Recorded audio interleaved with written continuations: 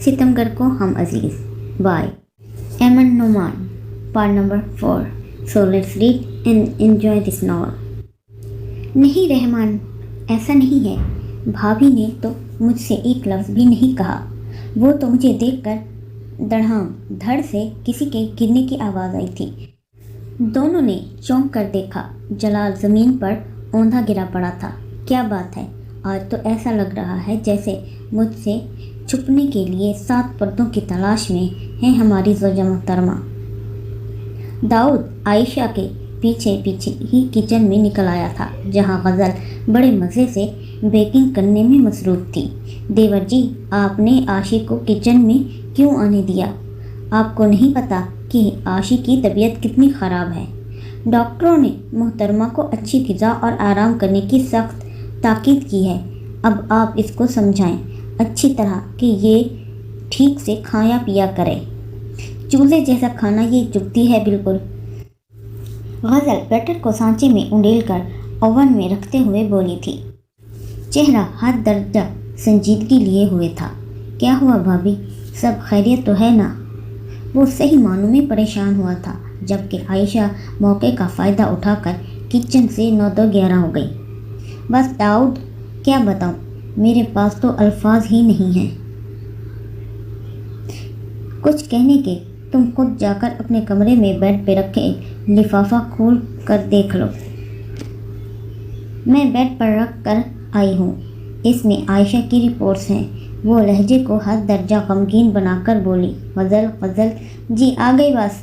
हमाद के बुलावे पर वो किचन से चली गई थी और दाऊद को बुरी तरह परेशानी ने आ घेरा था। वो उलझा सा कमरे में आया था, मगर वो दुश्मन जहाँ कहीं भी न थी। मगर वाशरूम से आवाज़ आ रही थी पानी के गिरने की। दाऊद ने घड़ी रस्ट वॉच उतार के उछाल कर ड्रेसिंग टेबल पर फेंकी और ख़ुद बेड पर अपना जिस्म ढीला छोड़कर गिरते हुए यकदम चौंका। बेड के बीचों एक लिफाफा रखा हुआ था। उसने वो झपने के अंदाज में लिफाफा उठाया था। जैसे जैसे वो लिफाफे में मौजूद पेपर्स को पढ़ता जा रहा था, खुशी उसके चेहरे पे फूटी पड़ रही थी। क्या हुआ, तुम्हारी तबीयत क्यों ख़राब है? वो लिफाफा उसके वॉशरूम से आने से पहले ही तकिए के नीचे छुपा चुका था। भाभी ने नहीं बताया आपको? वो नज़रें मिलाए बगैर ड्रेसिंग टेबल से हेयर ब्रश उठाकर खामखा सुलझे हुए बालों को दोबारा से सुलझाने लगी। नहीं, उन्होंने तो कुछ भी नहीं बताया, सिवाय इसके कि तुम्हारी तबीयत ख़राब है। किस वजह से तुम्हें डॉक्टर ने आराम कहा है? वो ऐसे कह रहा था जैसे वाकई लाइल्म हो। आयशा ने गहरा सुकून का सांस लिया और बड़े मज़े से टीवी चलाकर उसके बराबर में आकर बैठ गई। दाऊद ने इसको बड़ी दिलचस्पी से देखते हुए कहा, लाओ रिपोर्ट्स मुझे दो, मैं देखूं। संजीदगी से कहते हुए उसकी पुश्त के पीछे अपना भी तकिया रख कर उसको टेक लगा कर बिठाया। अब भाभी से पूछ लेना। उसके चेहरे पर सुर्खी फूटी पड़ रही थी, खुशी के रंग वाज़ेह थे। शर्म से उठती गिरती पलकें दाऊद को मदहोश कर रही थी। भाभी से क्यों पूछूं? पूछूंगा तो मैं अपनी बीवी से ही पूछूंगा ना। वो अब मसनूई नाराज़गी से पर लहजे में बोला, यार चलो मैं ही तुम्हें खुशखबरी सुनाता हूँ। वो अब आंखों में शरीर से चमक लिए इसको देखते हुए कहने लगा। क्या? वो झट बोली, बता दो। पक्का ना? बाबा बता दें आप जल्दी से, नहीं तो मुझे नींद आ रही है। पहले मुझे मुबारकबाद तो दो। मुबारक हो, अब तो कह दें। वो ज़िद हुई। मैं और तुम, मतलब हम दोनों बहुत जल्द अम्मा अब्बा बनने वाले हैं। वो अपनी पूरी बत्तीसी की नुमाइश करते हुए बोला था। आपको पता था, फिर भी आप मुझे इतना तंग क्यों कर रहे थे? वो अब शर्म व हया को बालाए ताक रखे इसको बुरी तरह से तकिए से खातिर तवाज़ो कर रही थी। क्या ऐसा गाड़ी नहीं चला सकते? मेरा पूरा दिमाग हिल चुका है। वो अपने सर थामे धाड़ी थी। मेरे साथ अगर सफ़र करना है मोहतरमा, तो गाड़ी इसी स्पीड के साथ ही करना होगी। वो बड़े मज़े से अपनी बात कहकर अब सिगरेट कुछ लगाने लगा। उमर प्लीज़। ठीक है, मैं गाड़ी की तेज़ स्पीड तो बर्दाश्त कर सकती हूँ, मगर प्लीज़ ये सिगरेट मत पिए। वो बुरी तरह से खांसते हुए बोली, यार अगर ये नहीं पीऊँगा तो मैं ड्राइव कैसे करूँगा। वो चेहरे पे बला की मजलूमियत तारी करके बोला था, जैसे दोनों के दरमियान बहुत अच्छे ताल्लुकात हों। वो गुस्से में रुख फेर गई थी और अपनी तरफ का शीशा खोलकर आंखें मूंद गई, जैसे कह रही हो, दूर फिटे मुंह, जो करना है मेरी बला से। वो इस वक्त किसी भी किस्म की बहस में उलझना नहीं चाहती थी। आधी रात हो चुकी थी। वो मुसलसल 4 घंटे सफ़र में थे। लाइबा को सख्त कोफ्त हुआ करती थी लंबे लंबे सफ़र करने से, और आज मजबूरी थी। वो इसको लंबा सफ़र भी करना पड़ रहा था, वो भी एक ऐसे शख्स के साथ करना पड़ रहा था जिसके साथ वो एक लम्हा भी लड़े बगैर नहीं रह सकती थी। उमर फुल स्पीड में ड्राइव कर रहा था और साथ साथ उसको सुलगाने के लिए अब दूसरी सिगरेट भी जलाकर फूंकने लगा था। एक दफ़ा मामू के घर पहुंच जाऊं, फिर देखना मैं इस सफ़र को तुम्हारी ज़िंदगी का ऐसा सफ़र बना दूं कि तुम चाहकर भी इस अजीम यादगार सफ़र को भूल नहीं सकोगे। इस वक्त मेरी मजबूरी है कि मैं तुम्हारे रहमो करम पर हूँ, मगर चंद घंटों बाद मैंने भी तुम्हें मामू की फेंटी न लगवाई तो मेरा नाम भी लाइबा नहीं। वो दिल ही दिल में मंसूबा बना रही थी, चैन से तो मैं भी नहीं बैठने दूंगा। पूरा सफ़र तुम्हारा मेरे साथ बहुत खुशगवार गुजरने वाला है ड्रामा क्वीन, अभी तो शुरुआत हुई है। हाँ हाँ, चुड़ैल ना हो तो न तुम्हें जो अपनी उंगलियों पे नचवा यार। तो मेरा नाम भी उमर रहमान नहीं। बहुत खुद को हलाकू खान समझती हो ना। अब देखता हूँ कब तक बरकरार रहेगी तुम्हारी ये खुद साख्ता होशियारी मेरे सामने। वो दोनों अपनी अपनी धुन में थे, इस बात से बेखबर कि सामने से एक गाड़ी गलत सिमत से आ रही। मैं शिफा से आज शाम ही सादगी से निकाह करना चाहता हूँ। वो ऑफिस से सीधा डाइनिंग एरिया में ही आ गया था, जहाँ उस वक्त से रहमान साहब मौजूद थे। आइमा और गज़ल किचन में थी, जबकि रहमान साहब लैपटॉप में मगन कुछ काम कर रहे थे।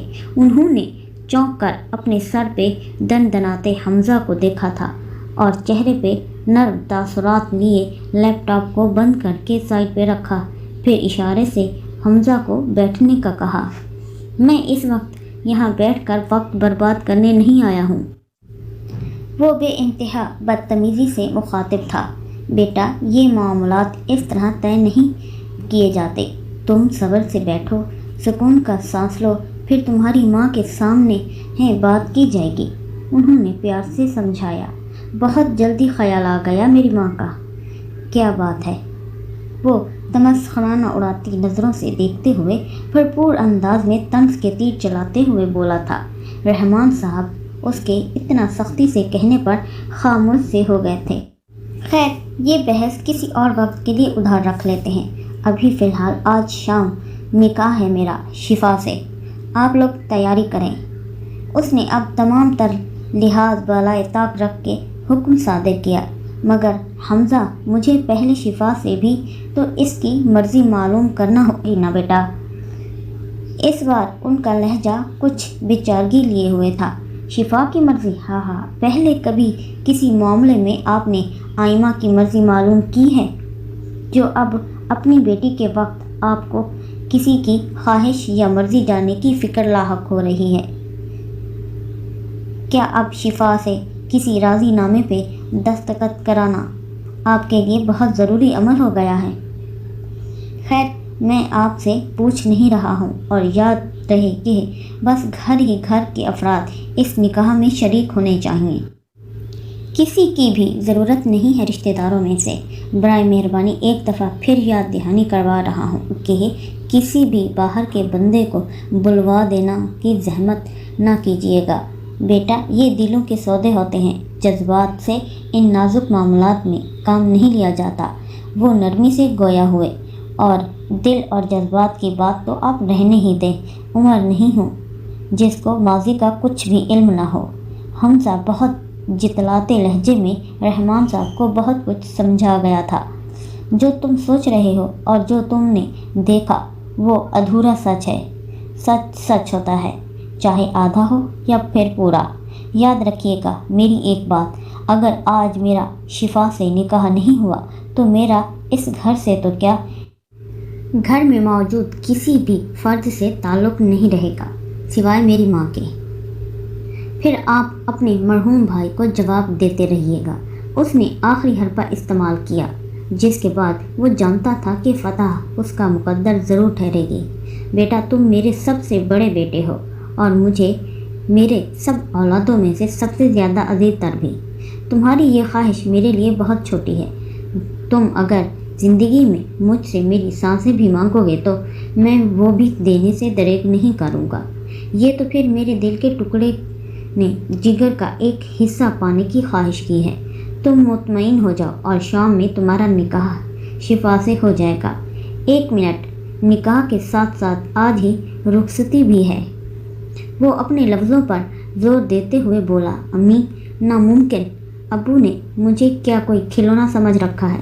میں ہرگز بھی اس جیسے ہوس کے مارے شخص کو شادی نہیں کروں گی۔ شفا نے روتے ہوئے سمیرہ سے کہا، رہنے دو بس، یہ ڈرامہ بازی کسی اور کے سامنے کرنا۔ پہلے تم نے خود حمزہ کو اس فیصلے کے لیے مجبور کیا ہے اور اب خود کو بچانے کے لیے میرے سامنے فضول قسم کے ڈرامے کرنے کی ضرورت نہیں ہے۔ امی، آپ بھی مجھے ہی قصوروار ٹھہرا رہی ہیں۔ کیا آپ کو بھی اپنی بیٹی پر ذرا برابر یقین نہیں ہے؟ وہ حیرت اور بے یقینی سے گویا ہوئی تھی۔ دیکھو شفا، یہ حمزہ کا بڑا پن ہے کہ وہ تمہاری کی گئی اس قدر گری ہوئی حرکت کے باوجود بھی تمہیں اپنی عزت بنا رہا ہے تاکہ اس کے ماں باپ پہ کوئی ایک انگلی نہ اٹھا سکے۔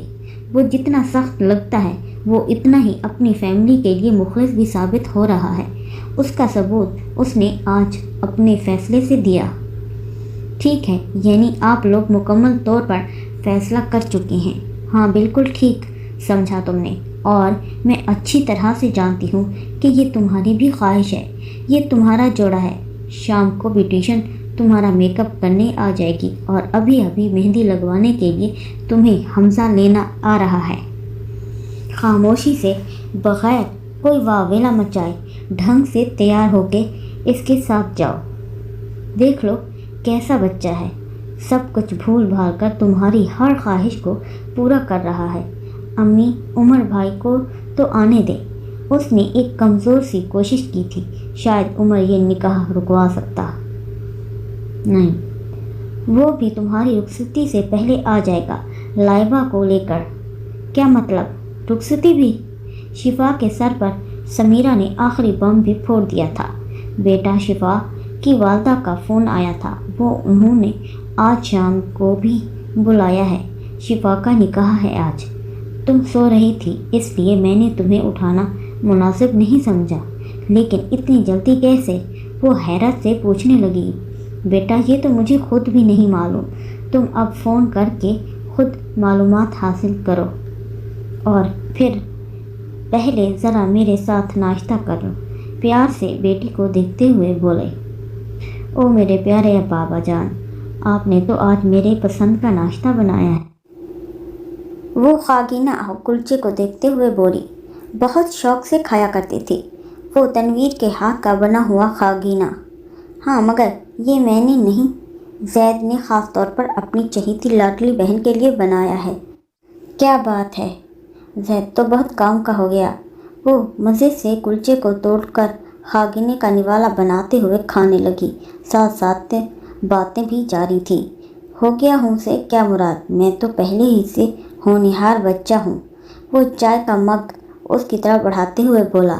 بابا، میں ایک بات کہوں؟ ہاں بیٹا، کہو۔ پہلے وعدہ کریں، آپ ضرور مانیں گے۔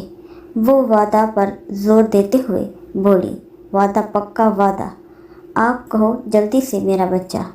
بابا، میں نے کچھ عرصہ پہلے ایک اخبار میں آئی ویکینسی کو دیکھ کر اس کمپنی کو اپنا سی وی بھیجا تھا۔ اس نے اٹک اٹک کر تمہید باندھتے ہوئے کہا تھا۔ ہاں، تو پھر کیا نتیجہ سامنے آئے؟ تنویر صاحب سمجھ رہے تھے کہ وہ کیا کہنے والی ہے، مگر پھر بھی اس کا حوصلہ بڑھانے کے لیے بات کو ٹول دینے لگے۔ مجھے کل اس کمپنی نے اپائنٹمنٹ کیا ہے۔ وہ بہت مشکل سے اپنی بات مکمل کر سکی تھی بیٹا کیا کرنا ہے جاب کر کے؟ تمہیں کس چیز کی کمی ہے؟ کیوں خود کو خواہ ہلکان کر رہی ہو؟ بے شک بابا، واقعی کسی چیز کی کمی نہیں ہے، بس مجھے خود کو تھوڑا مصروف رکھنا ہے۔ آپ تو جانتے ہیں نا، میرا یہ شوق بھی چند ہی دنوں میں ہو جائے گا۔ پلیز بابا اجازت دے دینا۔ تنویر صاحب سمجھ رہے تھے وہ اس وقت اپنے خوف پر جلد از جلد قابو پانا چاہ رہی تھی، اس لیے خود کو کسی نہ کسی کام میں بری طرح الجھانے کی تگ و دو میں ہے۔ ٹھیک ہے، مگر کل پہلے میں تمہارے ساتھ چل کے آفس کا ماحول دیکھوں گا، اس کے بعد ہی کچھ فیصلہ کر سکوں گا۔ شکریہ بابا، بہت بہت شکریہ۔ ایسے کیسے شکریہ بابا؟ اگر یہ نہیں ہوگی تو ریحانہ سے کھانا کون پکوائے گا؟ وہ بہت دیر سے خاموش ہو کر دونوں کی باتیں سن رہا تھا، آخر میں ایک دم بول پڑا۔ زید کو نئی فکر لاحق ہوئی تھی۔ دونوں باپ بیٹی نے ایک دوسرے کو دیکھا اور زید کو ہنستے ہوئے زوردار دھماکہ جڑا تھا۔ فجر نے ڈرائیور نے چوکیدار سے مین گیٹ کھلوا کر گاڑی کو کار پوچھ میں کھڑا کیا تھا، جبکہ خود گھوم کر مؤدب ہو کر دور کھڑا ہو گیا تھا۔ سلام صاحب۔ چوکیدار جھٹ سے بھاگتا ہوا اندر آیا، مصطفی کو گاڑی سے اترتا دیکھ کر۔ وعلیکم السلام، دروازہ کھولو اندر سے۔ مصطفی نے سلام کا جواب ہاتھ کے اشارے سے دیا اور حکم صادر کیا۔ جی صاحب۔ وہ چوکیدار بھاگتا ہوا جلدی سے گھر کے اندر کا دروازہ کھلوانے دوڑا تھا۔ ٹھیک ہے، تم جا سکتے ہو۔ چوکیدار اس کا حکم ملتے ہی جھٹ سے گھر سے باہر چلا گیا اور مین گیٹ پر جا کر واپس اپنی ڈیوٹی سنبھال لی۔ صاحب پانی۔ گھر کا ملازم دوڑتا ہوا اس کے لیے صاف ستھرے کانچ کے گلاس میں پانی بھر کر لایا۔ رکھ دو ٹیبل پر، ابھی پیتا ہوں۔ وہ اپنا ہیڈ اتار کے احتیاط سے ڈائننگ ٹیبل کے اوپر رکھتے ہوئے بولا، جبکہ کوٹ ابھی تک اس نے پہن رکھا تھا۔ سر آپ چینج کر کے آ جائیے، میں کھانا لگا دیتا ہوں۔ اب کے کچن سے خان سامہ نمودار ہوا تھا اور نظریں جھکائے مصطفی سے مخاطب تھا۔ اس کی پرسنالٹی ہی ایسی تھی کہ ہر وقت سب کو اپنے رعب میں جکڑے رکھتی، خاص کر جب وہ گھر میں ہوتا۔ پورا گھر آدم الرٹ رہتا تھا۔ نہیں، میں یونیفارم چینج نہیں کر رہا، ابھی 2 گھنٹے بعد میری دوبارہ فلائٹ ہے اور کھانا گرم کرنے کی ضرورت نہیں ہے۔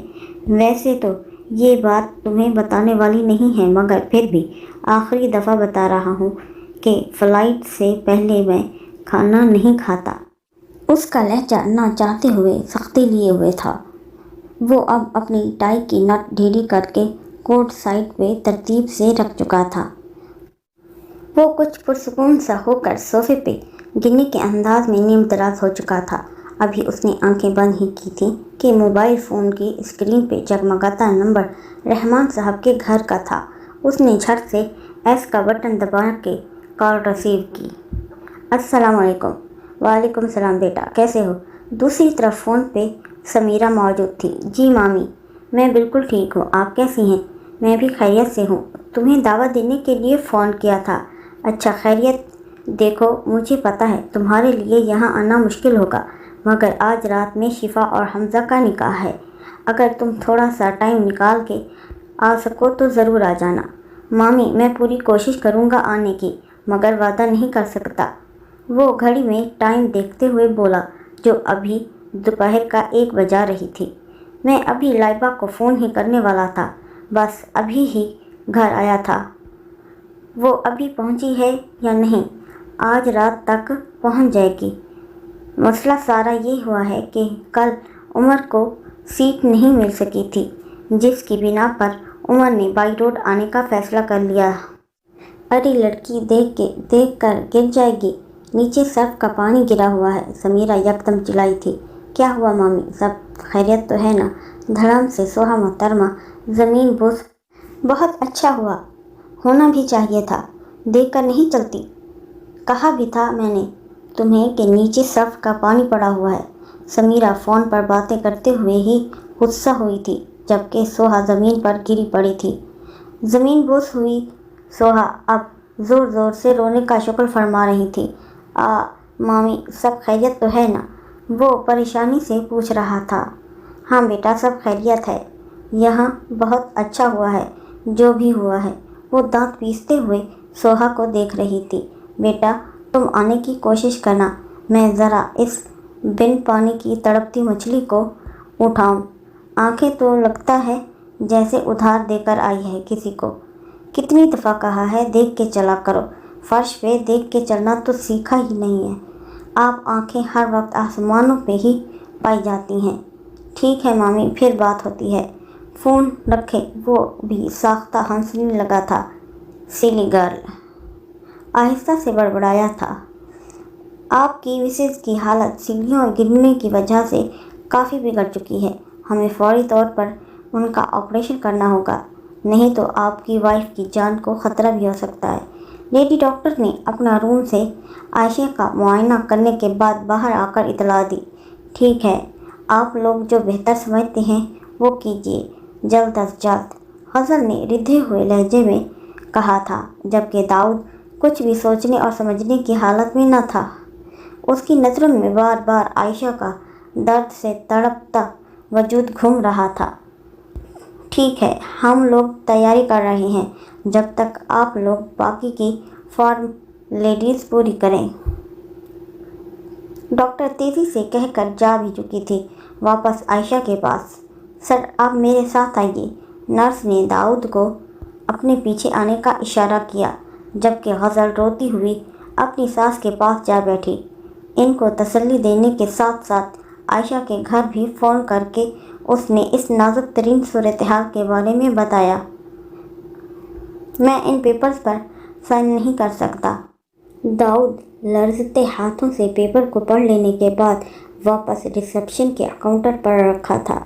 सर, आप जितनी जल्दी इन पर साइन करेंगे उतनी जल्दी ही आपकी मिसेज का ऑपरेशन शुरू हो सकेगा। ठीक है, उसने दिल पे पत्थर रख के एक फ़ैसला किया।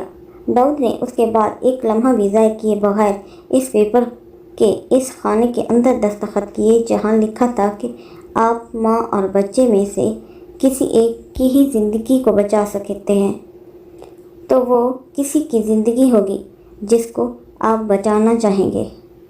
मेरा रब बहुत गफूर रहीम है। अगर मेरी किस्मत में ये औलाद है तो मुझे ज़रूर मिलेगी, लेकिन मैं इस वक्त जब मेरी मोहब्बत मुझसे कुर्बानी तलब कर रही है, मैं इस कड़े इम्तिहान में सिर्फ़ और सिर्फ अपनी बीवी की ज़िंदगी चाहूँगा। औलाद तो और भी हो जाएगी, मगर आयशा ठीक है। सर, आपने अच्छी तरह सोच समझ के इन पेपर पे साइन किया है ना? आपके इल्म में ये बात है कि आपके होने वाली औलाद बेटा है। मैंने जो फ़ैसला किया है वो बहुत सोच समझ कर किया है। मैं अपने फ़ैसलों पर सिर्फ एक दफ़ा ही नज़रसानी करता हूँ, अमल करने के बाद हरगिज़ अपना फ़ैसला नहीं बदला करता। ये कहकर दाऊद वहाँ से चला गया। मैं अपने भतीजे से मिलना चाहता हूँ। वो आइमा के घर में ड्राइंग रूम में बरजमान था। बाबा के कारखतगी से पूछने पर रहमान ने बताया। किसी भी किस्म की तमहीद का सहारा लिए बगैर उसने झट से अपने आने का मकसद बयान किया। तुम होते कौन हो? मेरे बेटे को अपने भतीजे का नाम देने वाले। माँ के बताने पर आइमा किसी ज़ख्मी शेरनी की तरह ड्राइंग रूम में दाखिल हुई थी। अस्सलाम वालेकुम। रहमान इसको देखकर मुअद्दिब सा होकर खड़ा हुआ था। वो अदब से इसको सलाम करने लगा। वालेकुम सलाम। आप जिस तरह आए हैं इसी तरह वापस चले जाएं। आइमा का लहजा चट्टानों की सी सख्ती लिए हुए था, हर किस्म के लिहाज और मुरव्वत से आरी। देखिए प्लीज़, आप मुझे एक दफ़ा मेरे भतीजे से मिलने दीजिए। अपने भाई से पहले अच्छी तरह से मालूमात हासिल कर लूँ कि आया ये तुम्हारा भतीजा है या नहीं।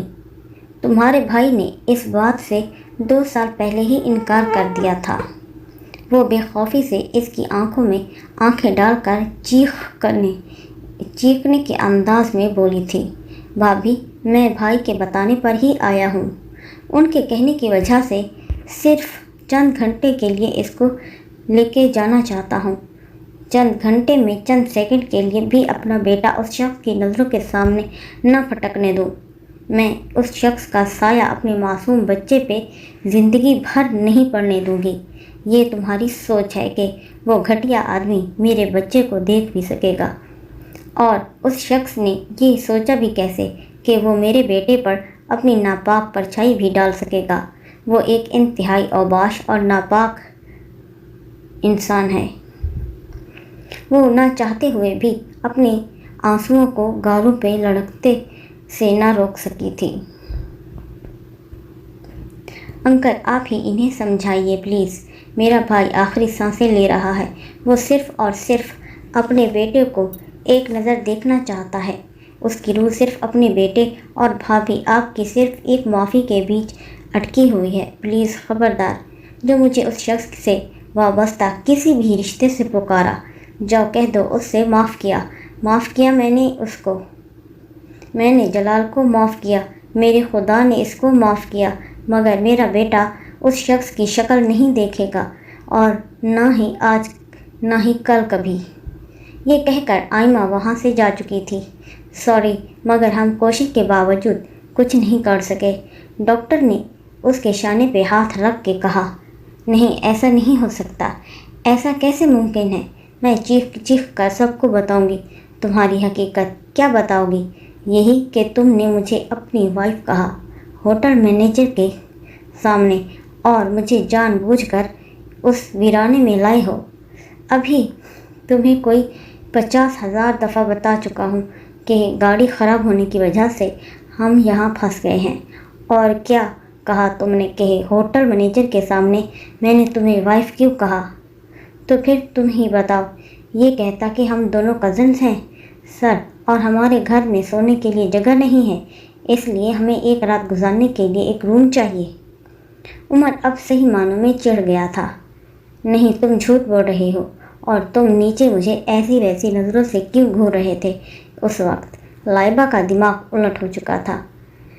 تم دیکھنا، میں ماموں کو پہنچتے ہی بتاؤں گی کہ تم نے میرے ساتھ کیا کیا میں نے تمہارے ساتھ تمہاری عزت لوٹی ہے یا پھر تمہیں پرپوز کر دیا؟ عمر نے تڑپ کر جواب دیا۔ اور محترمہ زاریہ، آپ بتانا پسند کرے گی کہ ایسے ویسے کس طرح سے میں تمہیں دیکھ رہا تھا؟ عمر کے تیوری چڑھ گئی تھی۔ تم مجھے ایسے دیکھ رہے تھے کہ جیسے بھوکا بریانی کو دیکھتا ہے۔ لائبہ کا بس نہیں چڑھ رہا تھا۔ عمر کا سر پھاڑ دے۔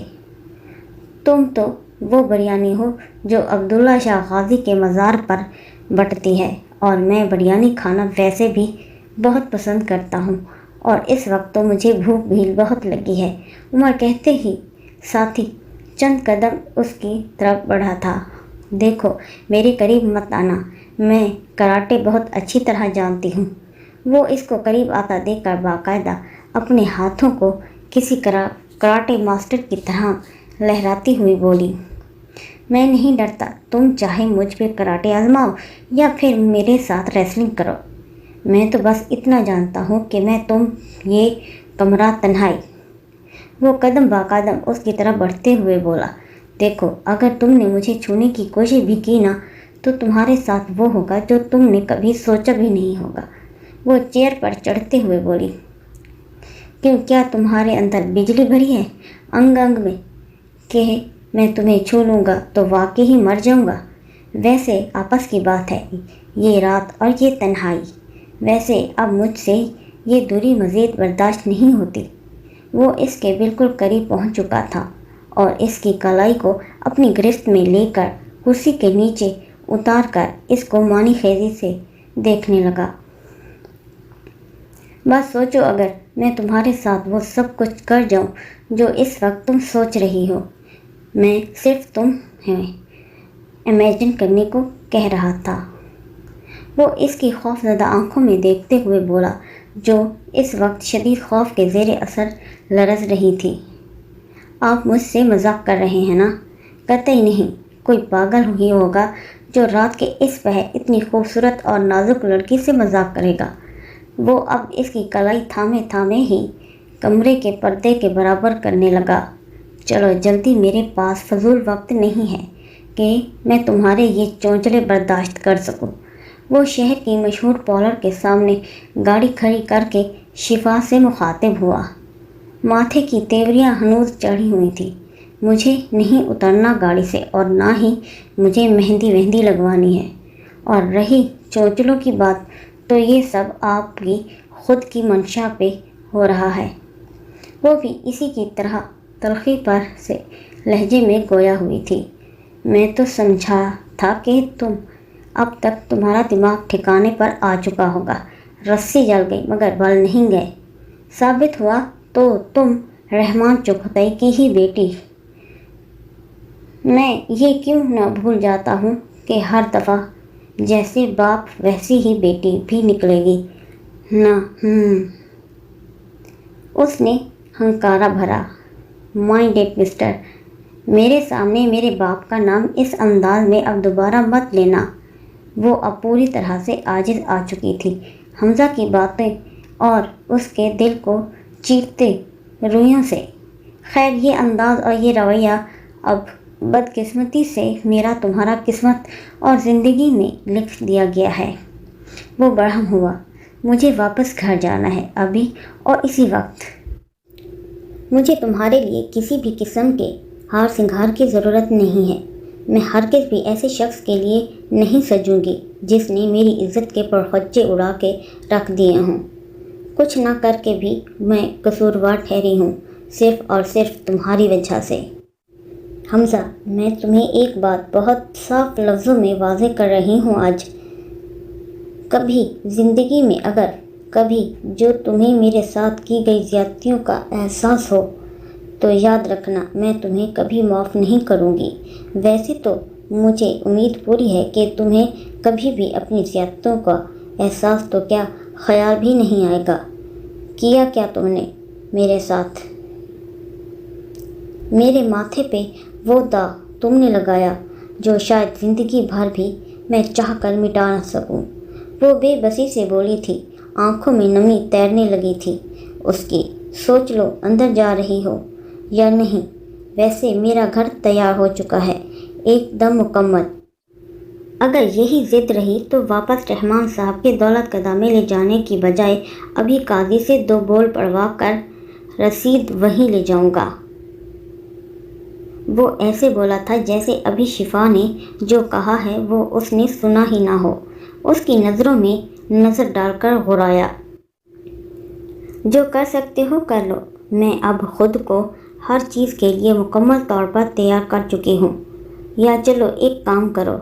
وہ اس کے دونوں ہاتھ اپنی سراہی دار گردن پہ رکھ کر بولی، یہ رہی میری گردن، اس کو دبا کر میرا گلا گھونٹ دو تاکہ ایک ہی دفعہ میرا قصور ختم ہو جائے۔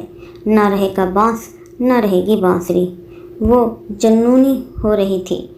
اس کی نحیف سی گرفت سے اپنا ہاتھ آزاد کرنے کے بعد حمزہ نے بغیر اس کے طرف دیکھے، اتنی جلدی بھی کیا ہے تمہیں اپنی جان گنوانے کی؟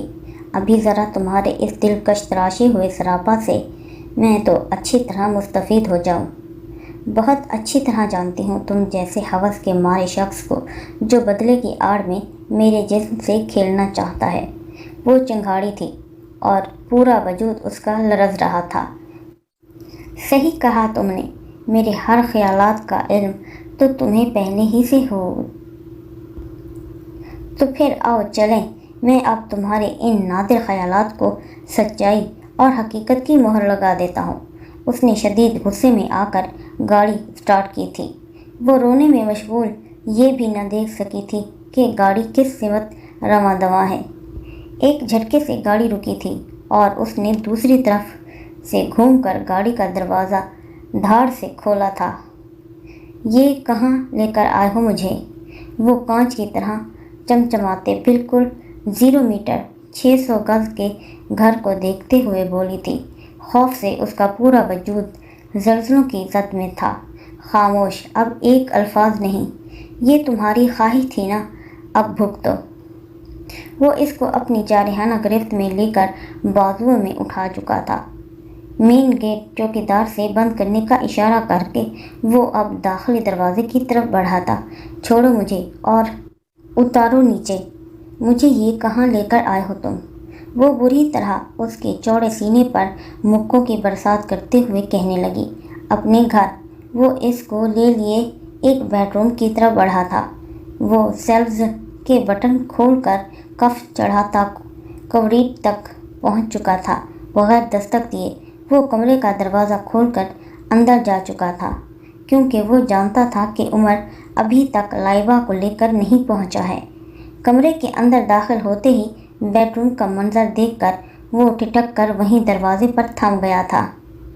وہ کمرہ کہیں سے بھی کسی اینگل میں دیکھنے کے باوجود بھی عمر کا نہیں لگ رہا تھا۔ ڈریسنگ ٹیبل پر بکھری چوڑیاں اور جیولری، بیڈ پہ رکھے کپڑے بلا شبہ عمر کے نہیں تھے۔ کڑی ہوئی شموز سلک کی بلیک کرتی اور ٹراؤزر، بیڈ گراؤنڈ کے اوپر بنے شیلف میں رکھی گئی ٹیڈی بیئر، کینڈی ڈولز وغیرہ، وہ چکرا کر رہ گیا تھا۔ خاص کر اس کمرے کی تھیم جو کہ پنک اور وائٹ امتزاج کی تھی، وہ صحیح معنوں میں اب الجھ رہا تھا۔ ایسا لگ رہا تھا جیسے یہ کمرہ کسی بچی کا ہے، مگر ڈریسنگ ٹیبل پر بکھری اشیاء اس کے خیال کو بالکل ہی غلط ثابت کر رہی تھی۔ یہ عمر کا کمرہ نہیں ہے، مجھے یہاں سے فوری نکل جانا چاہیے، وہ کہتے ہوئے واپس کمرے سے باہر جانے کے لیے پلٹ ہی رہا تھا جب سنو شنو کام والی، جلدی سے ٹاول دے دو۔ وہ ابھی ہینڈل پر ہاتھ رکھ کر دروازہ کھول کے باہر جانے ہی والا تھا جب باتھ روم سے آتی آواز پر وہ چونک کر نہ چاہتے ہوئے بھی وہیں رک گیا تھا۔ کمرے میں ادھر ادھر دیکھنے کے باوجود بھی اس کو شنو نامی کوئی وجود نظر نہ آیا۔ وہ واپس پلٹا اور خاموشی سے آگے بڑھ کر بیڈ پہ رکھی ٹاول اٹھا کر واش روم کے دروازے کے باہر تھوڑے سے واہ ہوئے دروازے سے جھانکتے نم بھیگے جگمگ کرتے نازک مرمری ہاتھ کو پکڑائی۔ یہ لو، واپس بھی تو پکڑو، لگتا ہے جیسے سب بھول بیٹھی ہو۔ سوہا نے ٹاول مستی میں باہر اچھالی جو کہ اس کے منہ پہ جا کے سیدھا پیار بھری پپی دے چکی تھی۔ "What the hell is this?" وہ آہستہ سے بڑبڑایا۔ اس نے چہرے پہ سے گیلا خوشبوؤں سے بسا ٹاول واپس لے کر واش روم کے دروازے کے سامنے موجود استری اسٹینڈ پر رکھ دیا۔ وہ میکانکی انداز میں ناچتے ہوئے بھی نہ جانے کس کشش کے سبب سب کچھ چپ چاپ سر انجام دے رہا تھا۔ "شنو، جلدی سے باڈی لوشن بھی تو دے دو، پتہ ہے بھی نہ کہ مجھے اپنی نرم و ملائم جلد کتنی عزیز ہے۔ کتنی سست اور موٹی ہوتی جا رہی ہو تم۔ میری طرح ڈائٹنگ شروع کر دو اور ساتھ ہی کل سے میرے ساتھ ایکسرسائز بھی کرنا۔ دیکھو، صرف 2 مہینہ ایکسرسائز کرنے سے میری کمر مزید 3 انچ کم ہوئی ہے۔ خیر توبہ، یہ تو چھوٹے سے پیکٹ میں بھی بڑا بم ہے"۔ اس نے کھسیا کے سوچا، امی کہاں پھنسا رہی ہیں، یہ تو بولتی توبہ ہے۔ وہ سوچ کے رہ گیا، پتہ بھی ہے نا مجھے آج بہت اچھا سا تیار ہونا ہے۔ میری بہن اور میرے بھائی آج دونوں دلہن دولہا جو بن رہے ہیں، تو میں کیوں نہ پھر لشکاریں ماروں۔ مصطفی نے ڈریسنگ ٹیبل کے اوپر نظر دوڑائی جہاں سامنے ہی اس کو باڈی لوشن نظر آ گیا تھا۔ وہ تیزی سے ڈریسنگ ٹیبل کی طرف بڑھا اور جھپٹنے کے انداز میں لوشن اٹھا کر سوہا کی طرف بڑھایا۔ وہ بہت اچھی طرح سمجھ چکا تھا کہ اگر اس نے تھوڑی دیر اور کی تو شاید وہ باہر آ کر خود لے جاتی۔ "اب یہ پکڑو، کتنی دفعہ کہا ہے کہ جب میں شاور لے لیا کروں تو تم یہیں باہر کرسی ڈال کے بیٹھ جایا کرو، مگر مجال ہے جو تمہیں کبھی کوئی بات سمجھ میں آ جائے"۔ وہ واش روم کے اندر نان اسٹاپ بولے جا رہی تھی، "چڑھتی جوانی میری چال مستانی، تو نے قدر نہ کی او جانی راما"۔ وہ اب بڑے مزے سے گنگنا بھی رہی تھی، جبکہ وہ خفت سے سرخ پڑ چکا تھا۔ "اب شرٹ بھی دے دو یار، ایک تو تمہاری آج آواز کیوں بند ہے، ورنہ تم اور میرے کمرے میں موجود ہو اور اتنی خاموشی۔ یار کچھ تو بولو، کیا ہوا، کہیں اماں نے چپ کا روزہ تو نہیں رکھوا دیا؟ میری شرٹ دو، مجھے ٹھنڈ لگ رہی ہے بہت"۔ مصطفی نے اب کی بار بیڈ سے اٹھا کے اس کی شرٹ اس کو تھمائی۔ وہ خاموشی سے اس کی ہر مطلوبہ شے دیکھ کر اس کو جلد از جلد کمرے سے فرار ہونا چاہ رہا تھا۔ غلطی سے وہ اس کمرے میں آ کر پھنس چکا تھا۔ شنو، لگتا ہے تیرا دماغ بالکل ہی جو ہی نہ فارغ ہو چکا ہے، گھاس چرنے چلا گیا ہے۔ اس کے اندر کیا پہنتے ہیں وہ بھی تو دو۔ وہ جھنجھلا کر شنو کی چڑھائی کر چکی تھی۔ مصطفی نے ایک نظر دوبارہ بیڈ پہ ڈالی اور اس کی مطلوبہ ڈیمانڈ دیکھ کر وہ بھی سٹپٹا گیا تھا۔ آنکھیں کھلی کی کھلی رہ گئی تھیں، چہرے پہ خفت اور سرخی پھیل گئی۔ آگے بڑھ کے اس نے اٹھانے کے لیے ہاتھ بڑھایا مگر پھر بوکھلا کر ہاتھ پیچھے کر لیا۔ شنو، جلدی دے دے، میں ایسی ہی باہر نکل آؤں گی۔ وہ اندر سے اور آئی۔ مصطفی نے بوکھلا کر جلدی سے بالکل ایک کونے سے اٹھا کر اس کو جلدی سے اس کی مطلوبہ چیز تھمائی تھی، مبادا کہیں وہ اپنے کہے پر عمل ہی نہ کر بیٹھے۔ شنو، یہ تیرے ہاتھ خاصے مردانہ نہیں ہیں۔ وہ اس کی بات پہ اپنے بالوں پہ ہاتھ پھیر کے رہ گیا۔ لبوں پہ مسکراہٹ لمحہ بھر کے لیے ابھر کے دوبارہ غائب ہو چکی تھی۔ سوہا سے وہ ہر طرح کی امید کر سکتا تھا، چنڈالن تھی وہ بچپن سے پوری بنی بنائی۔ جب بھی وہ اس کو اپنی گود میں لیتا تھا وہ اس سے پورے 12 برس چھوٹی تھی، مگر اس کو گود میں اٹھانے پہ ہر دفعہ اپنے خطرناک قسم کے دانت وہ اس کے کہیں نہ کہیں گاڑ کے کاٹ لیا کرتی تھی، جس سے وہ بری طرح سے بلبلا جاتا تھا۔ مصطفی کو دماغ میں خطرے کی گھنٹی بجی تھی۔ وہ جلدی سے بغیر مزید ایک لمحہ بھی ضائع کیے بغیر کمرے سے تو 9:11 ہو چکا تھا۔ ارے شنو، تو کہاں چلی گئی ہے؟ وہ باہر آ کر شنو کو تلاش کرنے لگی۔ کمرے میں شنو ہوتی تو نظر آتی نہ، ہو سکتا ہے مما نے بلا لیا ہو۔ وہ جلدی سے اپنے کانوں میں کندن کے سلور جھمکے پہننے کے بعد ہلکی سی پنک کلر کی لپسٹک لگا کر بالوں کو سلجھا کے جلدی سے باہر نکل ہی رہی تھی جب شنو آ دھمکی۔ او باجی جی، معاف کرنا، تھوڑی دیر ہو گئی۔ وہ جی مالکن نے چائے بنانے کا کہہ دیا تھا مہمانوں کے لیے۔ کیا مطلب؟ تم ابھی میرے کمرے میں نہیں تھی تو پھر مجھے کپڑے کس نے دیے اور میری وہ فضول بکواس کس نے سنی؟ وہ اب باقاعدہ شنو کے اوپر بگڑ رہی تھی۔ باجی جی قسم لے لو میں نے نہیں دیا، میں تو ابھی ابھی آئی ہوں۔ ہو سکتا ہے وہ پھوپھی زلیخا کی بیٹی اوپر آئی ہو یا بال بنانے، کیونکہ وہ نیچے کنگھا مانگ رہی تھی۔ بی بی سی سین۔ او اچھا، چلو ٹھیک ہے۔ وہ مطمئن ہو گئی یہ سن کر۔ وہ ایسی ہی تھی، تھوڑی دیر کو پریشان ہوتی اور اس کے بعد تمام ٹینشن کو پرے دھکیل کر دوبارہ اپنے آپ میں مست ہو جاتی۔ کیوں لائے ہو مجھے یہاں؟ وہ بیڈ پہ گرتے ہوئے بولی۔ اتنی معصوم نہیں ہو جو تم یہ سمجھ نہ سکو کہ میں تمہیں یہاں کیوں لایا ہوں۔ وہ گمبھیر لہجے میں بولتا اس کے اوپر تھوڑا سا جھکا تھا، آنکھوں سے جیسے آگ کے شرارے پھوٹ پڑ رہے ہوں۔ میں نے تمہیں کئی دفعہ کہا ہے کہ مجھے خواہ مخواہ چیلنج مت کیا کرو۔ یہ تمہاری جو گز بھری زبان چلتی ہے نا، اس کو آئندہ میرے سامنے ذرا کم ہی تکلیف دینا چلانے کی، ورنہ گدی سے کھینچنے میں ایک لمحہ نہیں ضائع کروں گا۔ وہ اس کے چہرے کو اپنے ہاتھوں میں بری طرح سے دبوچ کر سختی سے کہہ رہا تھا۔ ٹھیک ہے، جو تمہارا حکم، باندھی ہوں نا میں تمہاری۔ وہ ایسا نہ کرو، مجھے درد ہو رہا ہے۔ اس نے سسکاری بھری آنکھوں سے آنسو لڑکتے ہوئے گالوں پہ سے پھسلتے ہوئے حمزہ کے ہاتھوں کو بھگا گئے تھے۔ واٹ ربش! حمزہ کو ایسا محسوس ہوا جیسے اس کو بری طرح سے کرنٹ چھو گیا ہو۔ شفا کے آنسو اس کے پورے وجود کو اندر تک ہلا کر رکھ گئے تھے۔ وہ ایک دم سے دور ہٹا تھا اس سے۔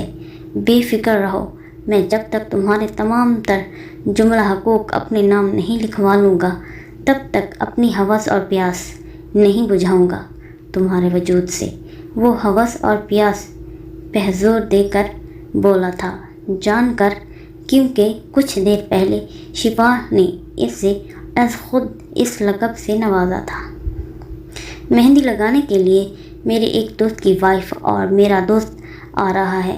ان دونوں کے سامنے کسی بھی قسم کی ہوشیاری اور بدمزگی نہ کرنا، یاد رہے اگر کسی بھی قسم کی ہوشیاری اگر کی تو میں پھر مہندی لگوانے کے بعد تمہیں رحمان مینشن ہرگز بھی نہیں لے کر جاؤں گا۔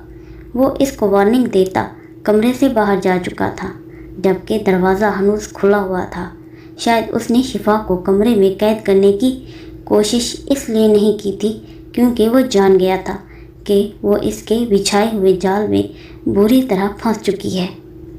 تم مذاق کر رہے ہو نا مجھ سے، وہ اٹک اٹک کر بولی تھی۔ اس کے چہرے پر اب تیزی اور ترازی کی جگہ خوف اور وحشت کے سائے منڈلا رہے تھے۔ چہرے پر موجود خوف و ہراس کے تاثرات اس کے سبھی چہرے کو مزید خوبصورت بخش رہے تھے۔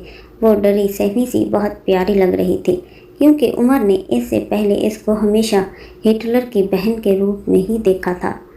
او یار تم خود ہی بتاؤ بقول تمہارے کہ میرا اور تمہارا کوئی مذاق ہے بھلا؟ وہ اس کی گہری نشیلی آنکھوں میں اپنی پوری آنکھوں سے جھانکتے ہوئے کہہ رہا تھا۔ عمر مجھے ایسا کیوں لگ رہا ہے جیسے کہ یہ آپ نہیں ہیں؟ وہ تم سے آپ تک کا سفر بہت جلد طے کر چکی تھی، تو پھر تم ہی بتا دو کہ میں کون ہوں؟ کیا میں کوئی آسیب ہوں یا پھر کوئی سایہ جو تمہیں دیکھ کر تم پہ عاشق ہو گیا ہوں؟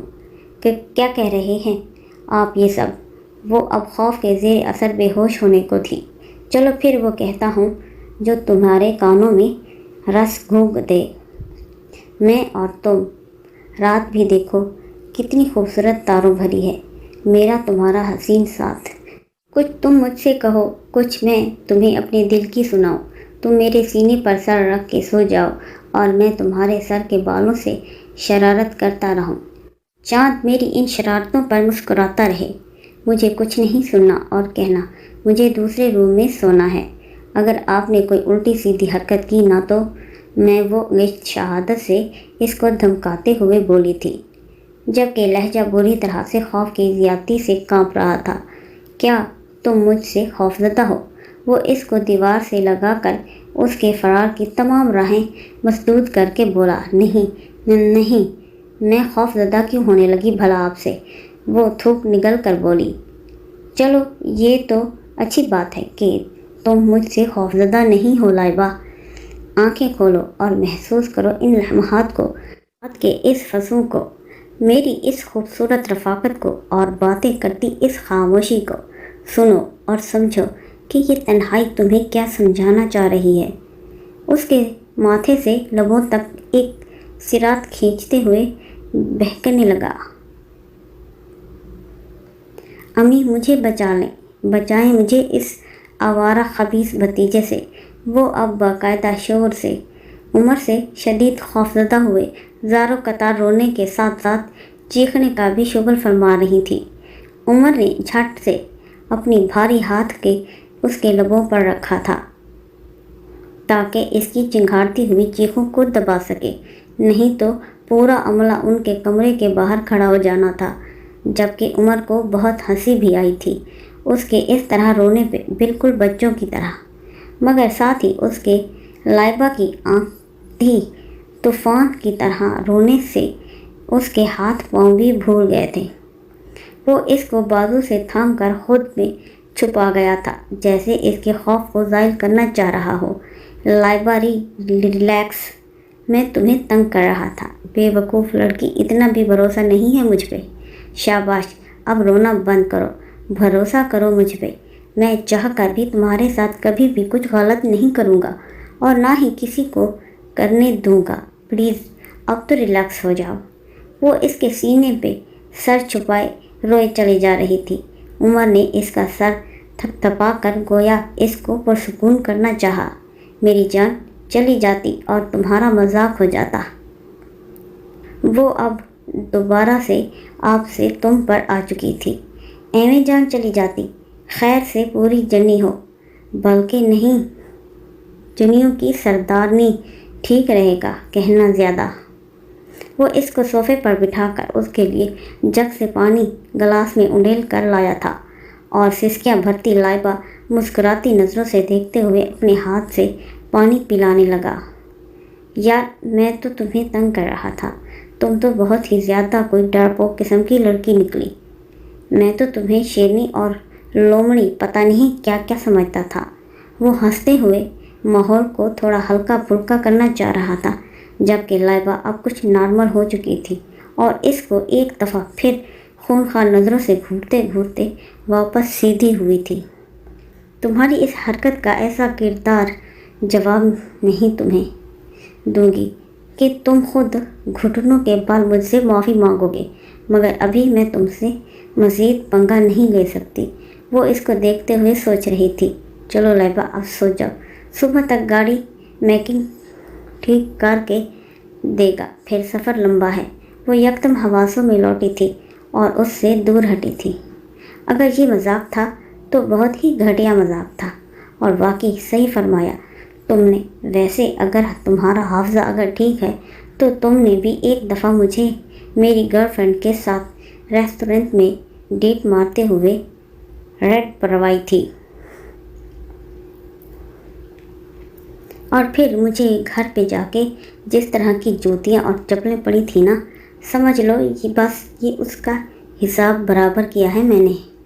وہ اس کو شرمندہ کرنے کا بولا اور ساتھ ہی آؤ بیٹھا دیکھا نہ تو بیڈ پہ چوڑ کر لیٹ چکا تھا، جبکہ وہ ابھی تک صوفے پر ٹکی ہوئی تھی۔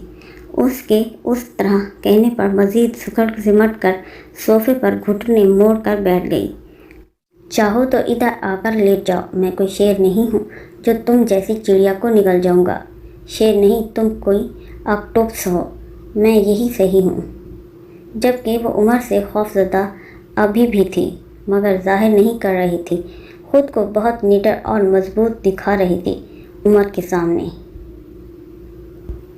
شفا کو مہندی لگانے کے بعد حورم، حمزہ کے دوست آدم کی بیوی، نے اس کے آگے حمزہ کا لایا ہوا عروسی جوڑا لہرایا تھا۔ دیکھو شفا، کتنا خوبصورت جوڑا ہے نا یہ، حمزہ بھائی خود لے کر آئے ہیں تمہارے لیے۔ پتہ ہے تمہیں یہ کل کی پوری دوپہر جو ہے مجھے اور آدم کو حمزہ بھائی نے خوار کر کے رکھا تھا، ان کو کچھ سمجھ میں نہیں آ رہا تھا۔ ویسے ٹھیک بھی ہے، جب اتنی پیاری اور خوبصورت لڑکی ہو تو اس کے لیے ذرا کچھ بھی منتخب کرنا مشکل کام ہے۔ حورم اس کو چھیڑتے ہوئے بولی تھی، جی آپ نے ٹھیک کہا، جبکہ شفا بس آہستہ سے یہ کہہ کر اس کے ہاتھ سے اپنا عروسی جوڑا لے کر واش روم میں جا گھسی۔ حورم نے الجھی نظروں سے واش روم کے بند دروازے کو دیکھا تھا۔ کیا دلہن ایسی ہوتی ہے؟ یہ معصوم سی لڑکی اتنی اداس کیوں ہے؟ اس کو اپنا وقت یاد آ گیا تھا جب اس کا نکاح بھی اچانک آدم سے ہوا تھا، وہ بھی ایسے ہی اداس اور خاموش ہو گئی تھی، اس بات سے بے خبر تھی کہ اس آئندہ زندگی کتنی خوبصورت اور اس کے شوہر آدم نے بنا دینی تھی۔ زندگی کے ایک ایک لمحے میں سے آدم نے اس کے لیے خوشیاں کشید کر اس کی جھولی میں بھر دی تھی۔ آؤ میں تمہارا ہلکا پھلکا سا میک اپ کر دوں۔ شفا واش روم سے باہر آئی تھی جب حورم نے اس کا ہاتھ پکڑ کر اس کو ڈریسنگ ٹیبل کے سامنے بٹھایا تھا۔ وہ کچھ سمجھ رہی تھی۔ شفا ہر انداز سے صاف ظاہر تھا کہ وہ اس شادی سے دلی طور پر آمادہ نہیں ہے۔ اس کی آنکھوں میں صرف اور صرف ویرانی تھی، آنکھوں کی جوت جھلملانے سے پہلے ہی ٹمٹما رہی تھی۔ کہیں سے بھی وہ حورم کو دلہن نہیں لگ رہی تھی، ایسا لگ رہا تھا کہ جیسے ڈریسنگ ٹیبل کے سامنے بیٹھی لڑکی کوئی روبوٹ ہو۔ وہ اس کے ہر آرڈر پہ بس جی ہاں کر رہی تھی۔ وہ شفا کے پور کو سجا رہی تھی، دلہن کے روپ میں ڈھال رہی تھی، مگر وہ تھی کہ کسی زندہ لاش کی طرح بت بنی پتھرائی ہوئی نظروں سے آئینے کے سامنے اپنے جھلملاتے عکس کو تکے جا رہی تھی۔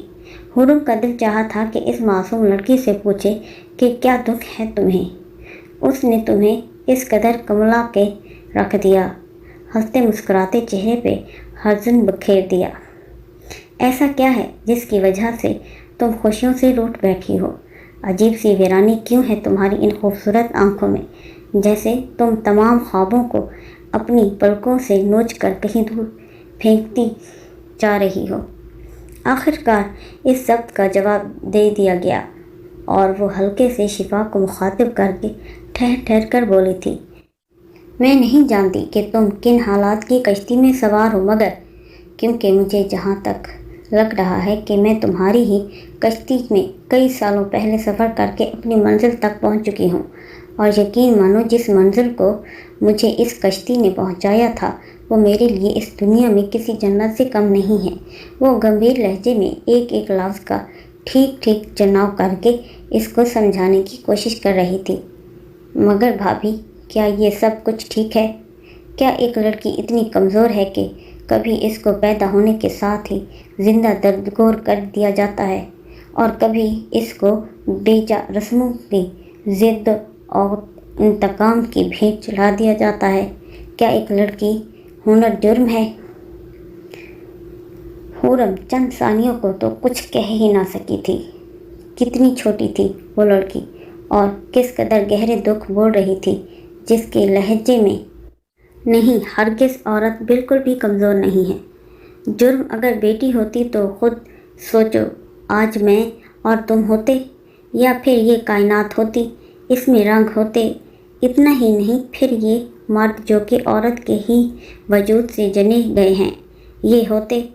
बस अपने ख्वाबों को अपनी आंखों में हमेशा संभाल कर रखना, खुद को कभी भी कम हिम्मत और बेबस मत समझना, और कभी तुम्हारे हौसले के गर जो पस्त होने लगे हैं तो बस इतना सोच लेना कि तुम हरगिज़ भी कमज़ोर नहीं हो।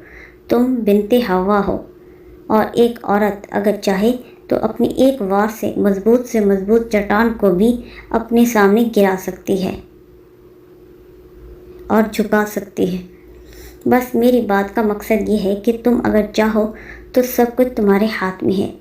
अल्लाह पर भरोसा रखो और ख़ुद में इतनी हिम्मत करो कि हालात को अपने मुताबिक ढाल सको, ना कि ख़ुद को हालात के बिछाए हुए जाल में फंस कर रह जाओ और कभी भी इस भूल भुलियम से निकल ही ना सको। मर्द चाहे कितना भी ख़राब क्यों ना हो, कितना भी खफा क्यों ना हो, औरत अगर चाहे तो एक लम्हे में इसको अपना असीर बना सकती है। उसके दिल को मोम करने की सलाहियत रखती है। औरत हरगिज़ भी बेबस और लाचार नहीं है।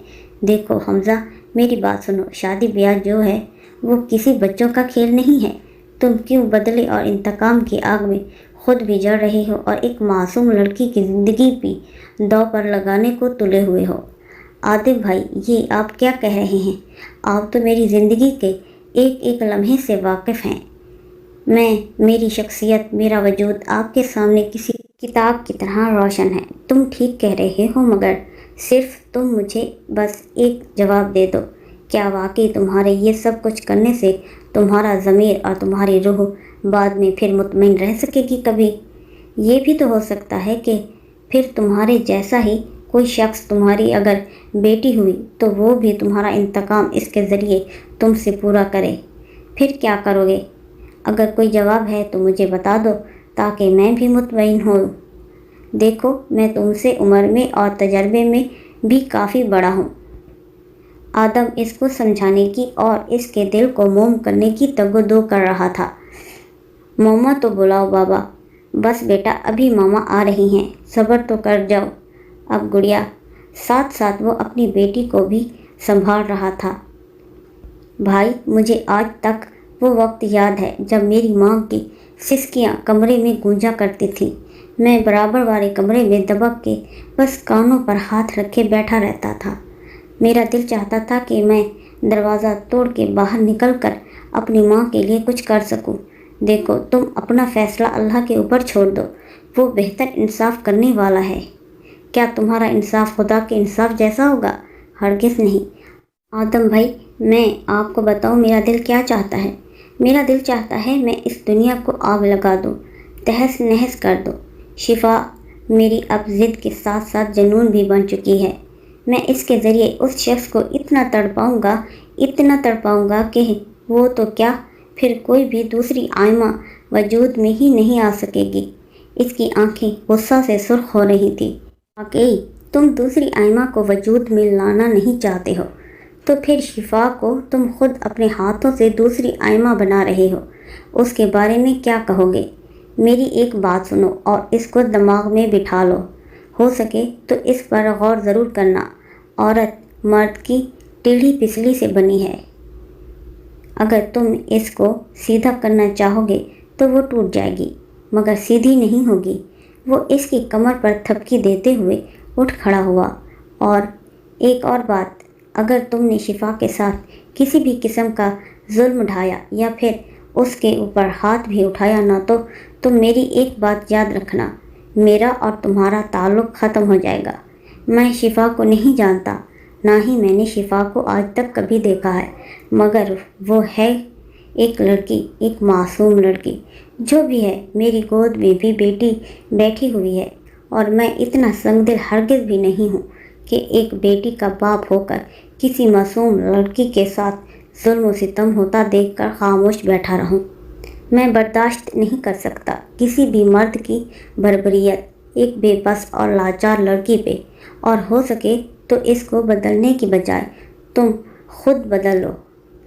مخلصانہ مشورہ ہے میرا تمہارے لیے۔ تم اس معصوم لڑکی کی زندگی برباد کرنے کی بجائے اپنی ماضی کو بھول کر مستقبل کو بہتر سے بہترین بنانے کی کوشش کرنا۔ آپ کہاں جا رہے ہیں؟ نکاح کے بعد جائیے گا۔ اگر یہ واقعی محبت کا سودا ہوتا تو میں ضرور تمہارے ساتھ۔ آدم کو شدید غصہ آ رہا تھا حمزہ کی باتوں پہ۔ وہ کیسے اتنا خود غرض ہو سکتا تھا کہ ایک لڑکی کو اپنے انتقام کی بھینٹ چڑھانے کے لیے پاگل ہوا جا رہا تھا۔ ایک آخری بات، وہ مرد جو عورت پہ ایک دفعہ وہ ہاتھ اٹھا لے تو وہ پھر کبھی بھی عورت کو عزت نہیں دے سکتا۔ یہ کہہ کر آدم رکا نہیں تھا، لمبے لمبے ڈگ بھرتا باہر جا چکا تھا ڈائننگ روم سے۔ جبکہ صوفے پر بیٹھا حمزہ اس وقت شدید قسم کے طوفان کی زد میں تھا۔ وہ اس کو لے کر واپسی چغتائی مشن پہنچ چکا تھا۔ ان دونوں کو شام کے 6 بجے کے قریب گھر میں آتا دیکھ کر آئمہ اور سمیرہ جلدی سے سجی سنوری شفا تک پہنچی تھی اور اس کو سہارا دے کر صوفے پہ بٹھایا تھا۔ ٹی پنک اور مہرون کلر کے جوڑے میں وہ بہت پیاری لگ رہی تھی۔ انوکھا ہیرو اس پر چڑھا تھا۔ معصومیت اور کم سنی نے اس کے سراپے کو 4 چاند لگا دیے تھے۔ چھوٹی ماما ٹھیک سے دیکھ لیں، یہ آپ کی ہی بیٹی ہے نا؟ وہ سمیرہ کو دیکھتے ہوئے ہنستے ہوئے بولا تھا اور ساتھ ہی موبائل پہ نمبر ملا کے کسی سے بات بھی کرتا جا رہا تھا، جبکہ پاس کھڑی آئمہ کے ماتھے پر بوسہ دے کر خود کو تیار ہونے اپنے روم میں جانے سے پہلے مڑا تھا۔ رحمان صاحب کدھر ہیں؟ بیٹا وہ بھی بس ابھی تیار ہونے کے لیے گئے ہیں روم میں۔ وہ جواب سنے بغیر کچھ بھی بولے اپنے کمرے کی سمت بڑھ چکا تھا۔ آپی، مجھے لگتا ہے حمزہ اور رحمان کا اس نکاح کے ہونے سے تعلق بھی بہتر ہو جائے گا۔ میری دعا ہے سمیرہ ایسا ہی ہو، آئمہ پرسوچ لہجے میں بولی تھی۔ ماں تھی نا بیٹے کی، ایک ایک ادا سے واقفیت رکھتی تھی۔ بیٹا تم فریش ہو کے آ گئے ہو؟ آئمہ نے سیڑھیاں اترتے مصطفی سے پوچھا تھا۔ اسی نے اس کو عمر کے کمرے میں بھیجا تھا کیونکہ وہ ڈائریکٹ فلائٹ سے آ رہا تھا اپنی ڈیوٹی سر انجام دے کر۔ جی مامی، میں بہت اچھی طرح سے فریش ہوا ہوں آج۔